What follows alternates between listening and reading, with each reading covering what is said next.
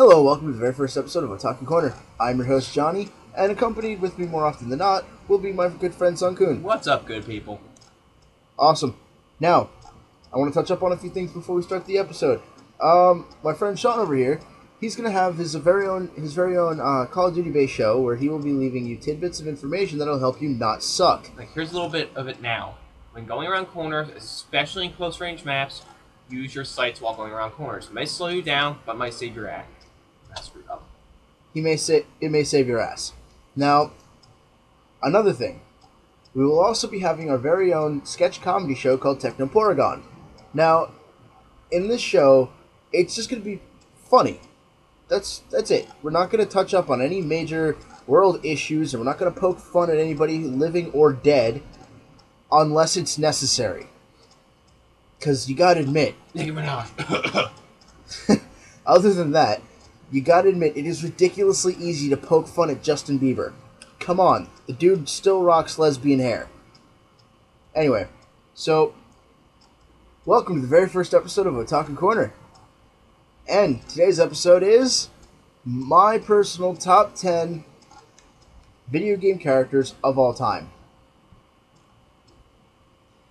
Number 10, Pikachu, the greatest Pokemon of all time, in my opinion. Now, you have every right to have your own, but Pikachu can beat the crap out of any Pokemon in existence, really. I mean, his undying will and the fact that he's an electric mouse make him the coolest Pokemon, in my opinion, of all time. Number 9, Vivi from Final Fantasy IX. I don't think anything really has to be said about him. I mean, he's the youngest black mage in Final Fantasy history, and to make matters even worse for the enemy, he mastered all of the elements without even trying.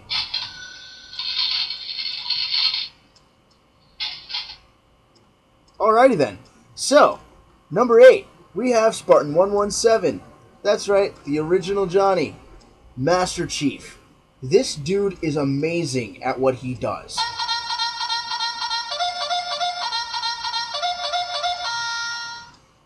Now, you gotta admit, you yourself got pumped and was ready for war as soon as he said, "Sir, request permission to leave the ship." For what, soldier?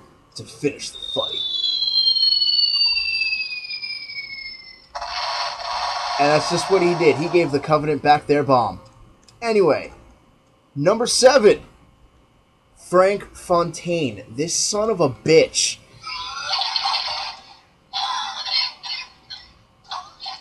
Well, he makes me sick. To be honest with you, this guy mind bones you so hard you kill your own father and almost destroy the very foundation of Rapture. No witty sound effect, Sean? Okay then. This guy ruined your entire life by saying the phrase, "Would you kindly?" And apparently I have bad gas.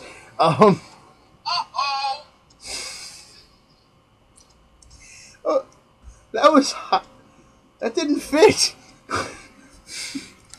Number 6, we have Wesker from the Resident Evil series. This guy has been around forever, and we still haven't seen his death yet. This dude's been shot in the face twice with rocket launchers, twice with grenade launchers.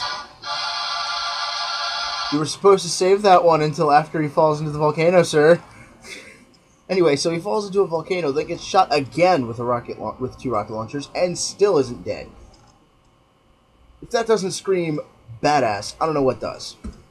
Number 5, Pyramid Head from Silent Hill. Alright, the Silent Hill I'm talking about, though, is Silent Hill 2. Reason why this is the one he was scariest in is because of the fact that he didn't actually, well, in the beginning, he didn't fight you. He stood there and watched you stare back at him. That's how creepy this guy is. He'll stand there and wait for you. Then you get into an apartment and you notice something. There are 2 mannequin demons having sex. Or at least you thought that's what they were doing. They were both being raped simultaneously by Pyramid Head. And then he hears you breathing. And it doesn't help that your character turned on the flashlight when he got into the closet. Idiot. But he chases after you. You end up fighting him. But just his presence is horrifying, and the fact that he rapes demons in his spare time. God damn.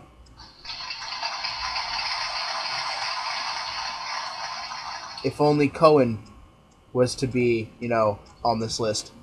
Number 4, Kirby. The only fat guy to have superpowers. Ever. This dude eats people, spits them out, and uses their powers against them. Exactly. This dude steals your powers by eating you. And in Super Smash Bros., he can cook you first. That's awesome. Number 3, Mr. Game & Watch. Apparently my friend Sean has a thing for Mr. Game & Watch. See...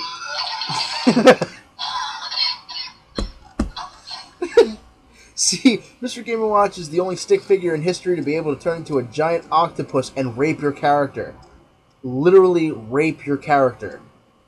Don't ask. Just play as Princess Peach and fight a Mr. Game & Watch. You'll see. You will see, sir. Or ma'am. If there's any lady gamers watching this. Number 2, Link from Legend of Zelda. My man. You gotta give kudos to this guy.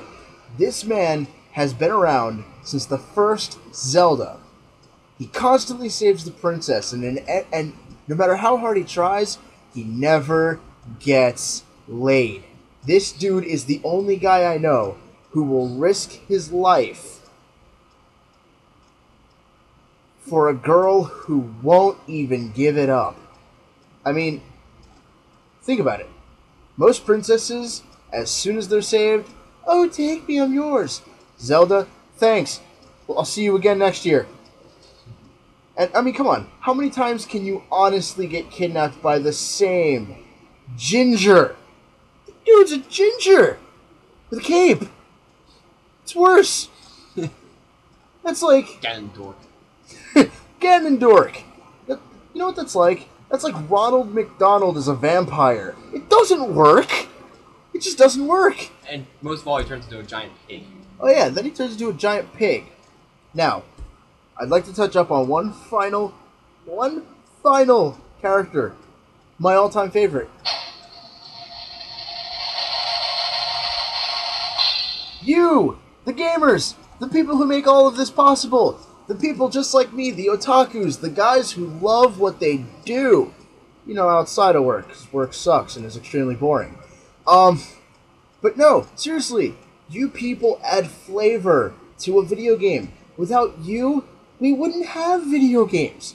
You guys keep hounding companies to make better games, and when they don't, you let them have it. Exactly. And then when they finally do fix up their mistakes, you give them praise, which gives them the drive to make another really good game. Now I'm sorry to say, but some of you failed me when you wanted to see Fable 3 made. That sucked. Why would you do that? It was good at 1. Another thing. I appreciate every last one of you. You guys make Call of Duty worth it. I suck at Call of Duty, but you guys make it worth playing. Your insults are so funny. Well, keep it down a bit, would you? Yeah, like no cursing, because there are 6-year-olds who play this game in Japan. They speak English better than we do. It's a known fact.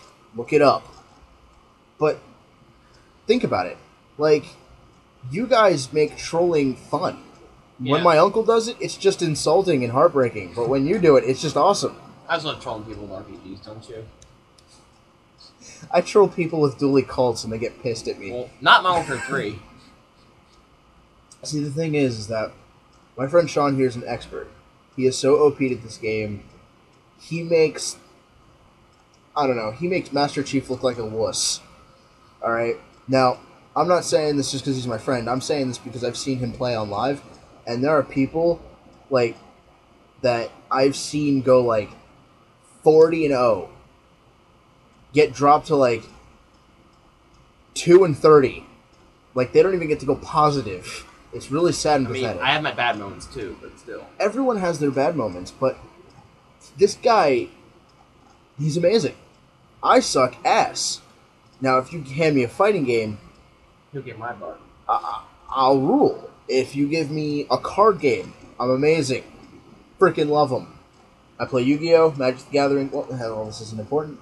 Well, anyway, thank you for watching, and I'll catch you guys in episode 2.